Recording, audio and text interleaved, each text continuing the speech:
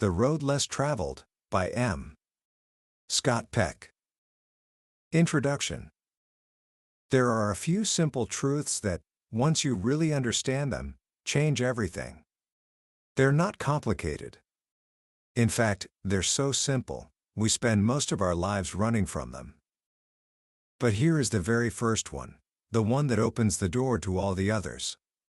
Are you ready? Life is difficult.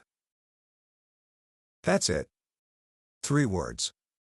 And I know what you might be thinking. That's it? That's the big secret? I already knew that. But do you? Do you really know it, in your bones? Or do you spend your days feeling secretly frustrated, quietly complaining to yourself that things should be easier? That your problems are some kind of unique curse, some cosmic mistake visited just upon you?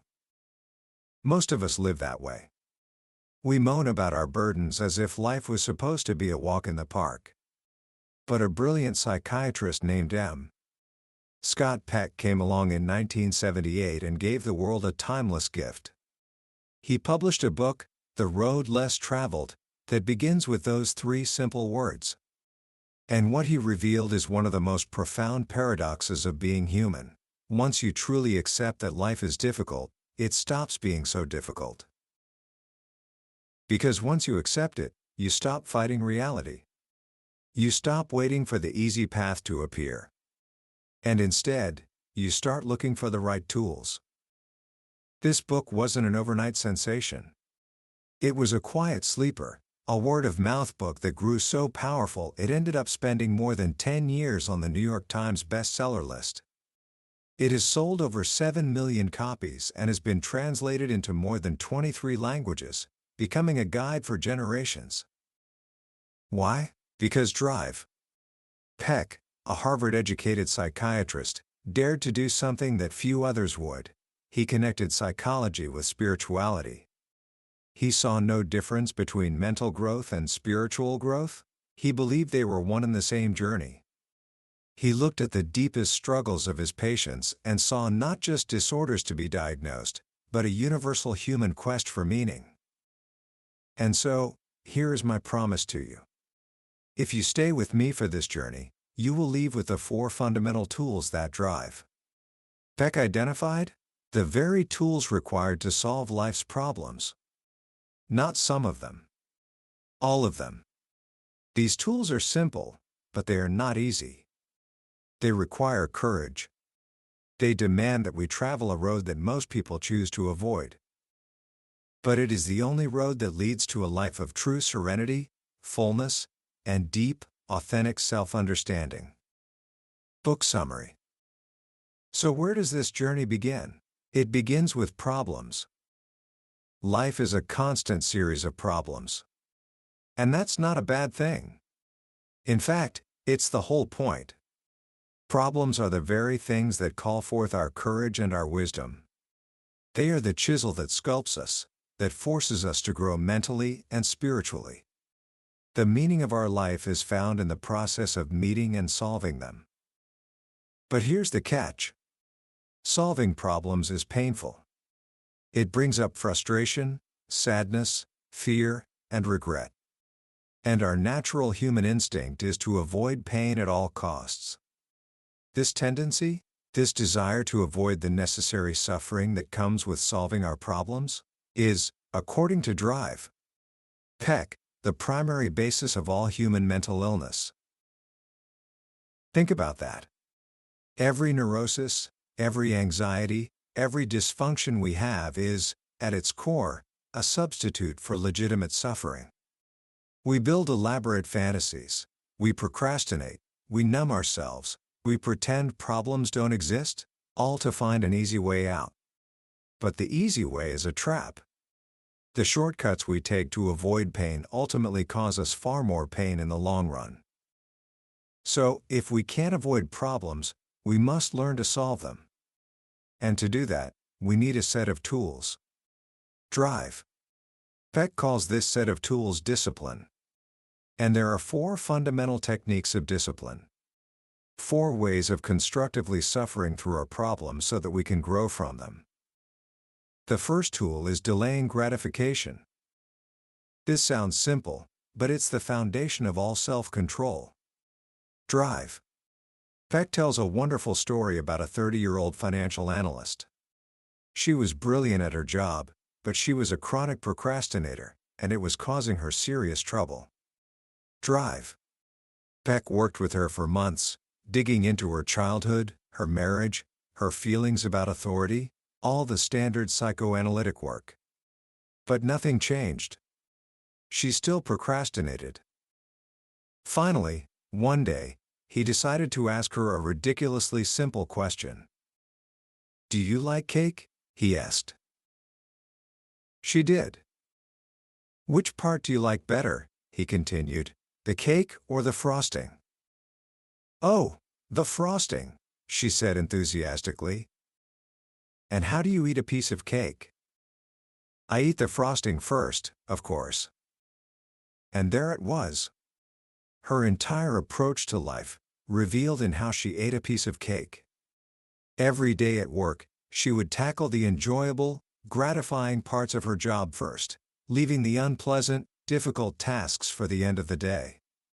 So she'd have 1 hour of pleasure followed by 6 hours of dread and pain. Drive. Peck made a simple suggestion. What if she reversed it?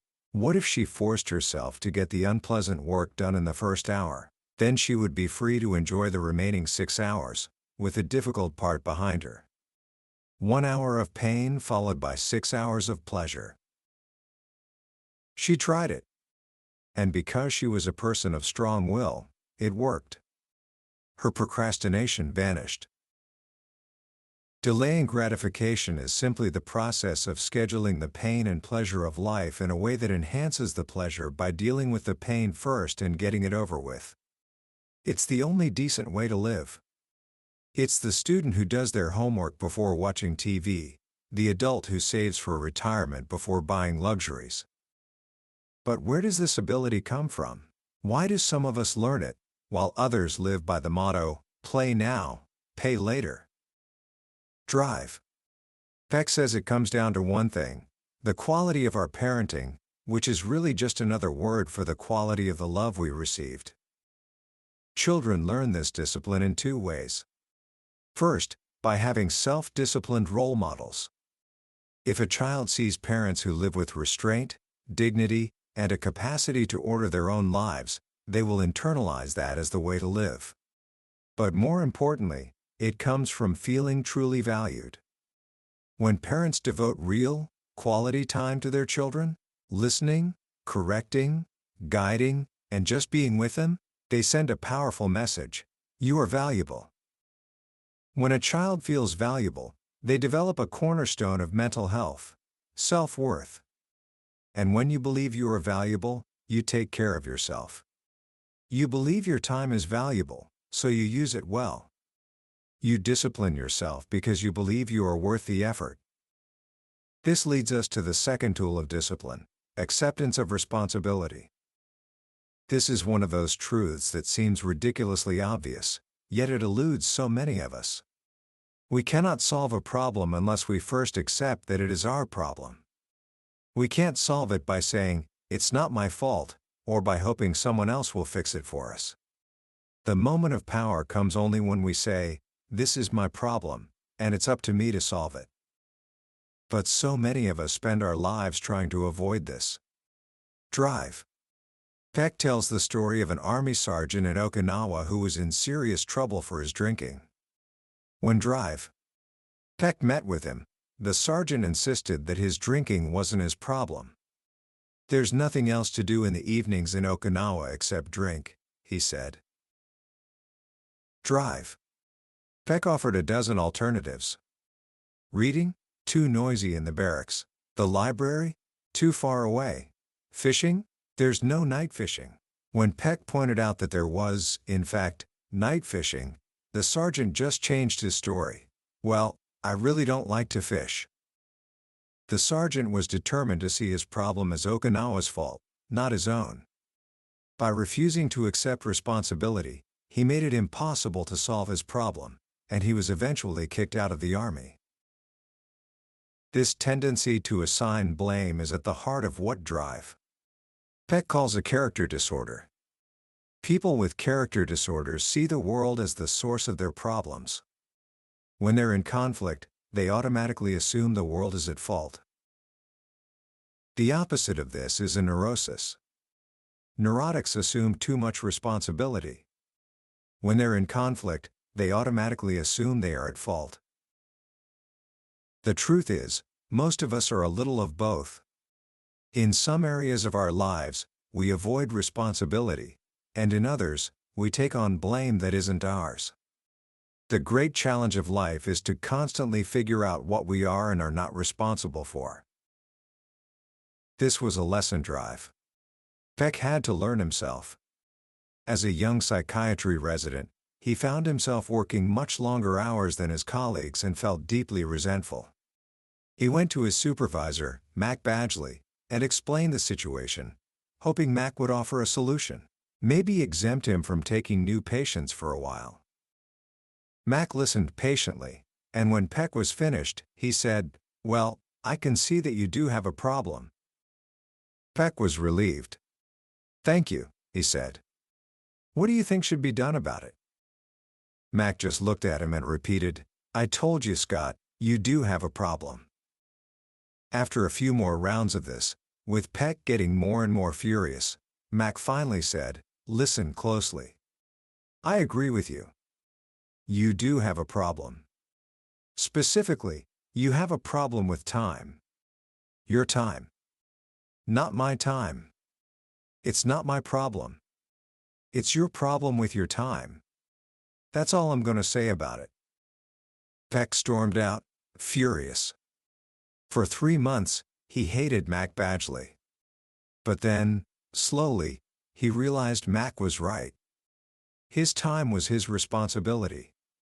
If he chose to work harder than others, the consequences of that choice, the long hours, the exhaustion, the resentment, were also his. He was free to choose differently. Once he accepted that, his resentment vanished. Whenever we try to give our responsibility to someone else, to our boss, to society, to fate, we are also giving away our power. We are giving away our freedom. And this is what the philosopher Erich Fromm called the escape from freedom. We try to avoid the pain of responsibility, but in doing so, we become victims, powerless to change our own lives. The third tool of discipline is dedication to the truth. This is about seeing the world as clearly as possible. Drive. Peck uses a powerful metaphor. Our view of reality is like a map with which we navigate the terrain of life. If the map is accurate, we know where we are and how to get where we want to go. If the map is false, we will be lost.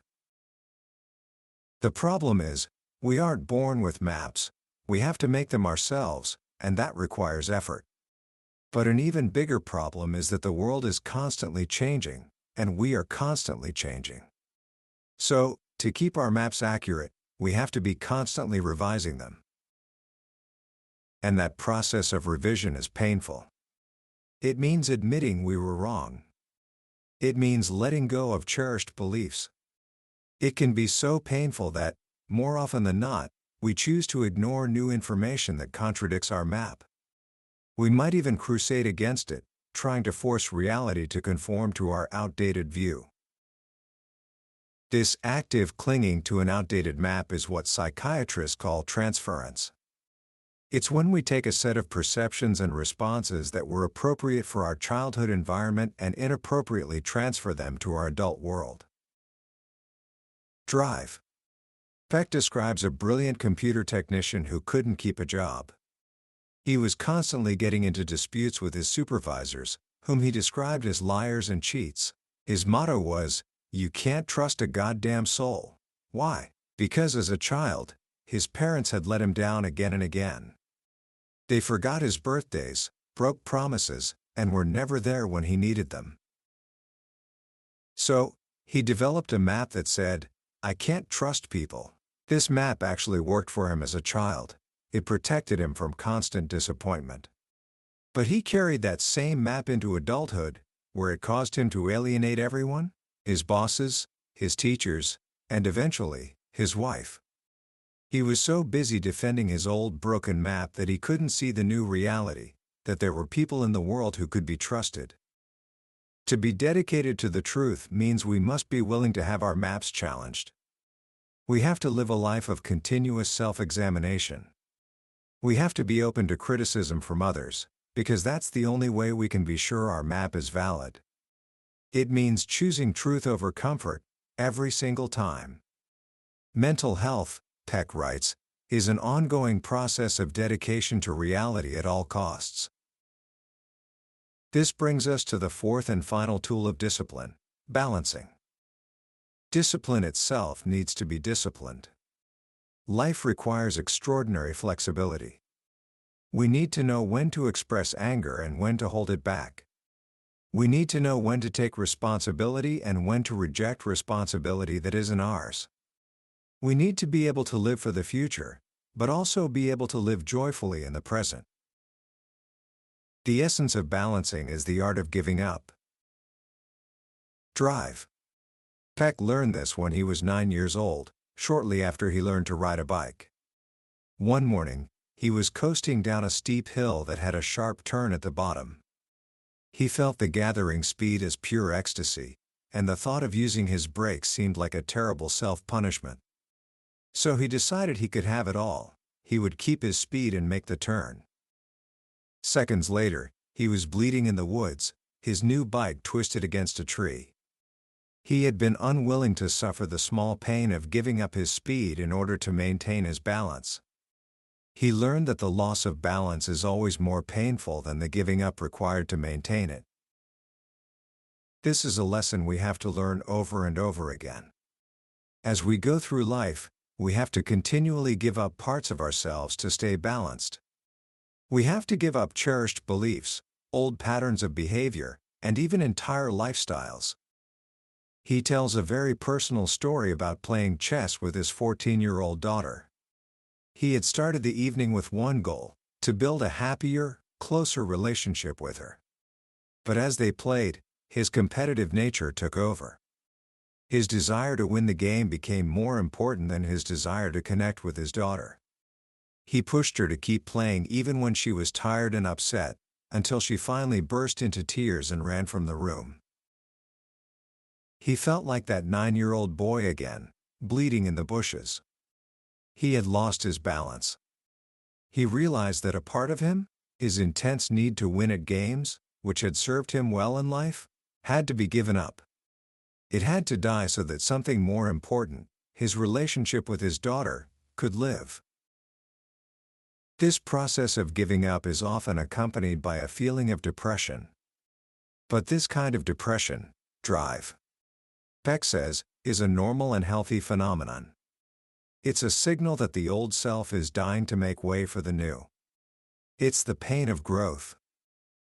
So these are the 4 tools: delaying gratification, acceptance of responsibility, dedication to truth, and balancing. They are the techniques of suffering constructively.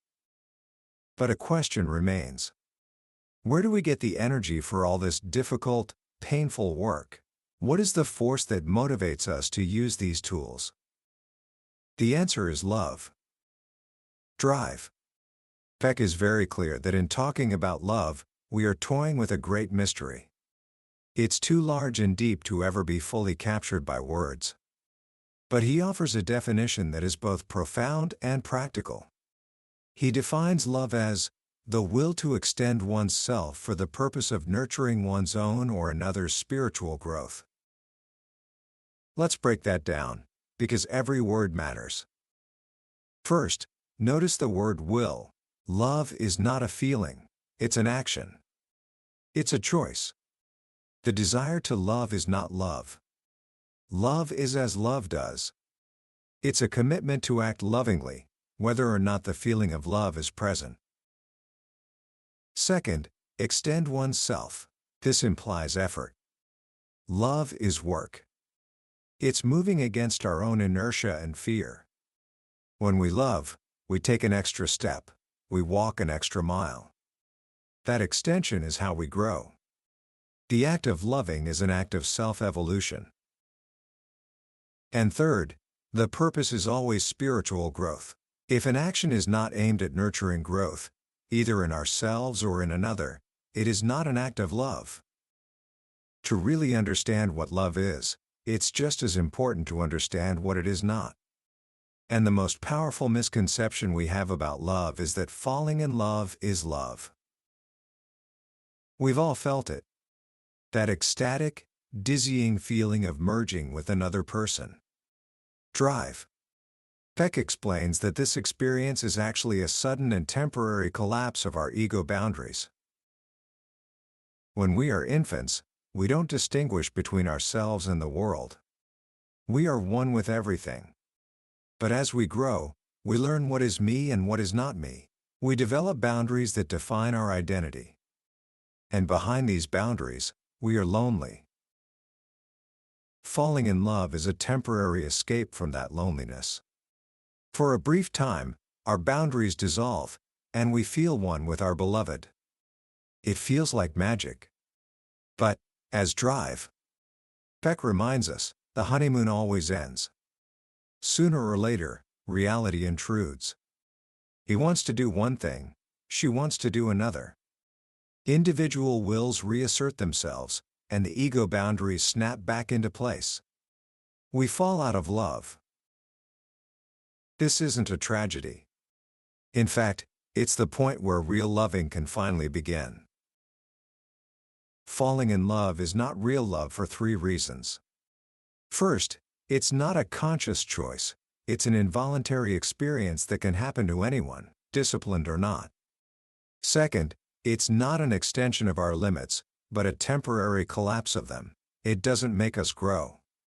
And third, its purpose is not spiritual growth, but the termination of our own loneliness. Drive.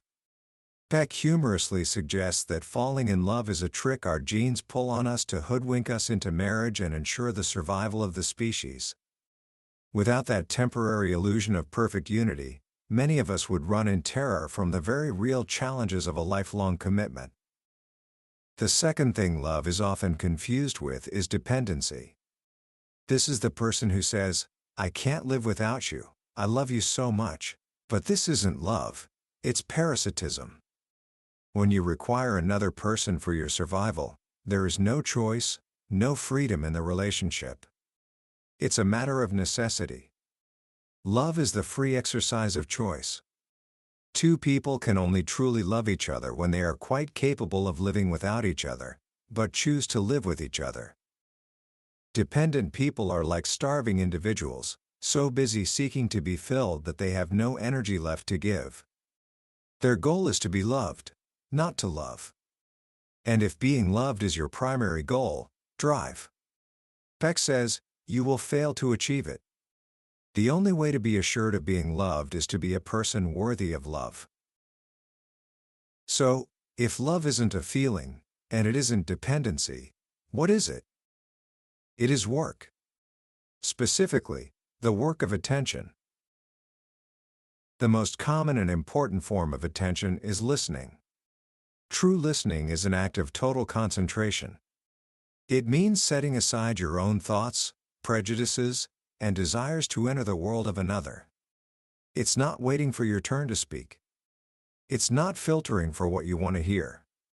It's the hard work of giving your full, undivided presence to another person. This is the essence of love in action. When we truly listen to our children, our spouses, or our friends, we are communicating to them in the most powerful way possible.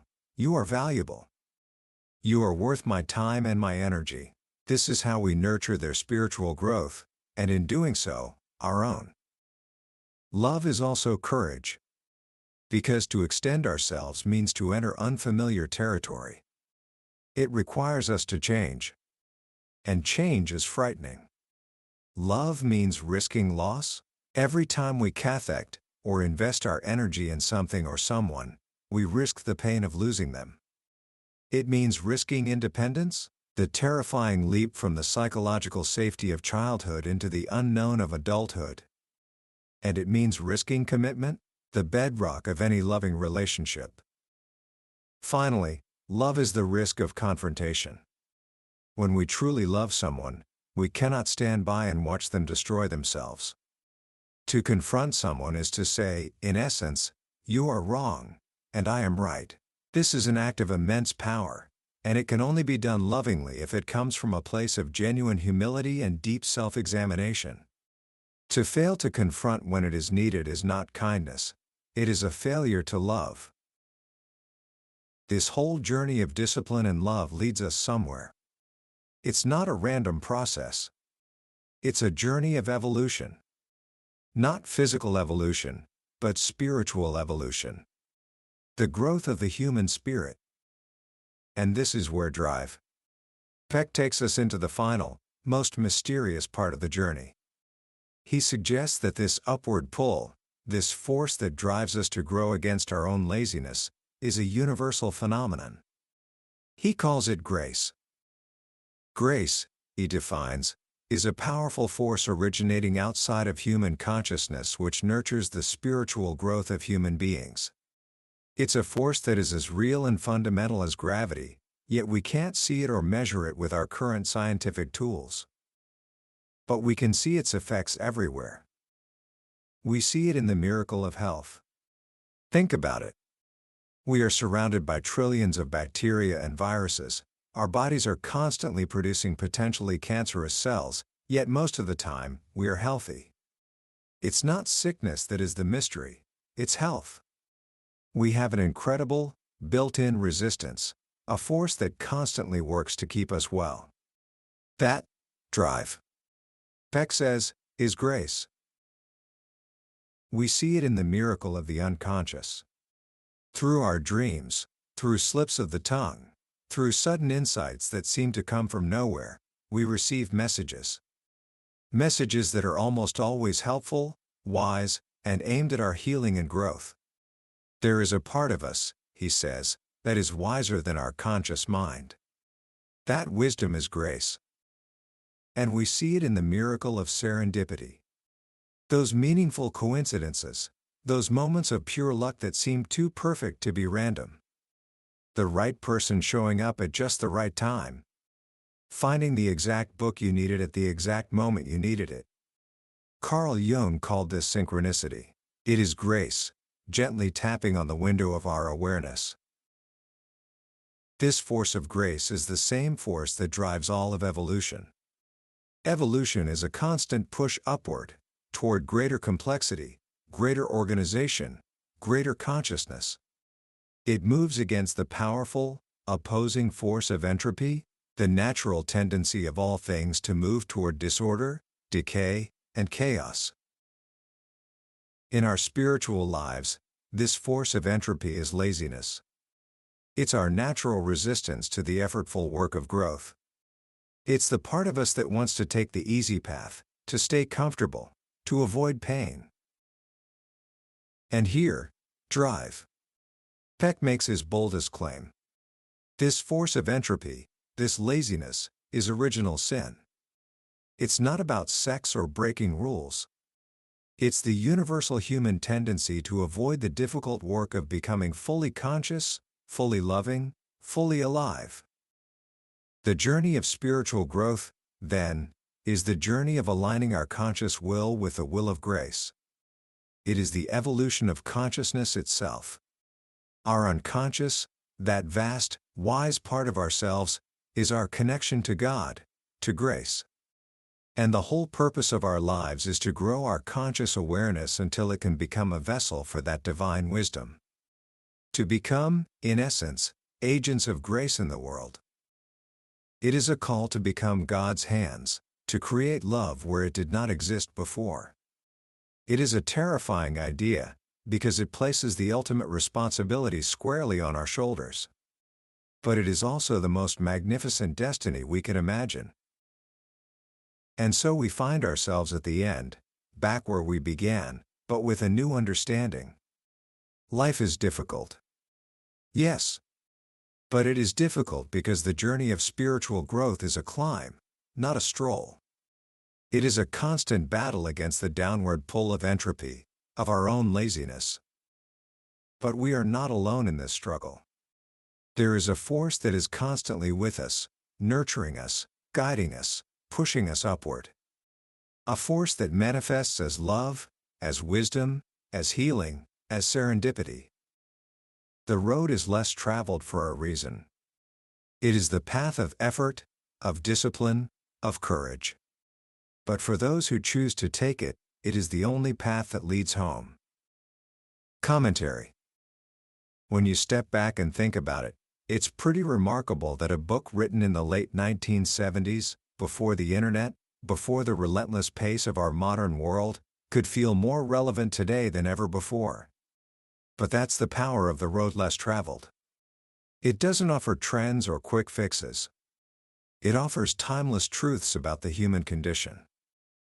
The most powerful lesson for me, and the one I think matters most right now, is drive. Peck's insistence that growth is inseparable from suffering. We live in a culture that is obsessed with avoiding discomfort. We want happiness without effort, success without struggle, and connection without vulnerability. We want the frosting without the cake. But drive. Peck gently and firmly reminds us that there is no shortcut. The very pain we try so desperately to avoid is the raw material of our growth. Neurosis, he says, is a substitute for legitimate suffering. That one line is a lifetime's worth of wisdom. It asks us to look at our anxieties, our fears, and our bad habits not as defects, but as misguided attempts to dodge unnecessary and healthy pain. This reframes everything. It means that the moments of difficulty in our lives are not signs that we are broken, but invitations to become whole. The other idea that resonates so deeply is his definition of love. Not as a passive feeling that happens to us, but as an active, disciplined choice we make.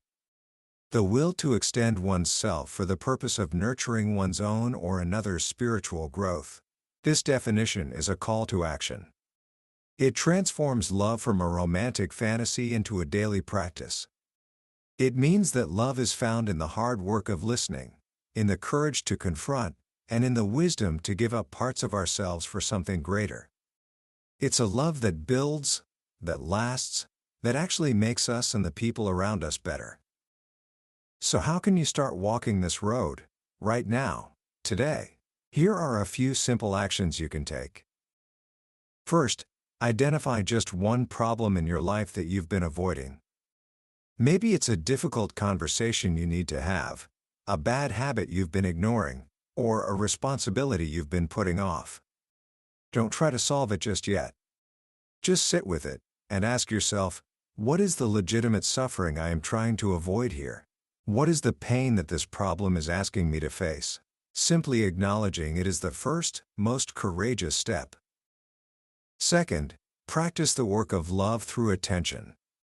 Set aside 10 minutes today, just 10, to truly listen to someone. A friend, a parent, a sibling. Put your phone away. Turn off the TV. Don't plan what you're going to say next.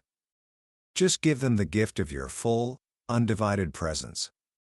Try to understand their world from the inside out. You will be amazed at what you hear, and how it feels to give and receive that kind of attention. And third, challenge your map. Take one belief you hold about the world, maybe something you learned from your family or your culture, and ask yourself, is this still true? Is this map still serving me, or is it keeping me lost?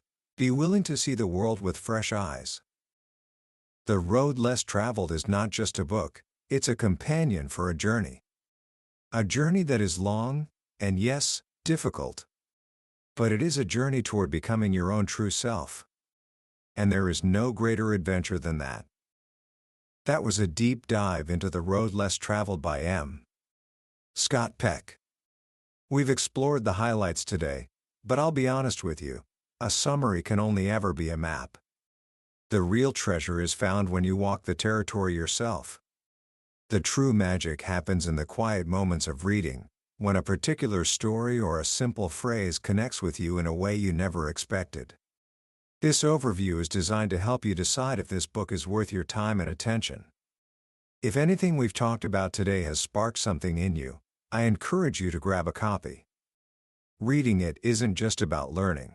It's an experience that can genuinely change the way you see yourself, your struggles, and your path forward. You can find a link to the book in the description below. Also, if you found this summary valuable, and you're ready to continue exploring the world's most powerful ideas, please take a moment to hit that subscribe button. That way, you won't miss our next journey into another life-changing book. Let's keep growing together.